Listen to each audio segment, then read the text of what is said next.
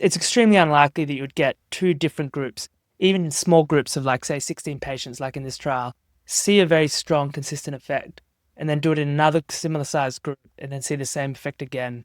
The odds of that happening are obviously much lower. The other part of the question is, will that change the patient population? Almost certainly. I mean, I think the evidence here is that you kind of do want to go earlier on, and the market is always bigger if you go earlier on in a disease, even if it's just because people stay on the drug longer.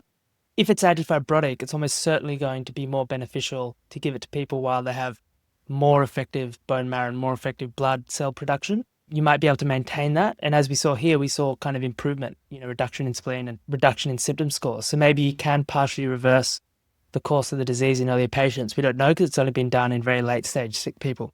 So I'm sure that will be incorporated in. But the big question is now financing. How's it done? 360 patients, a much more expensive trial than 16. So will they get a partner? Will they try and raise the money on the equity market? What's the strategy? And that is something that we're just going to have to wait and see.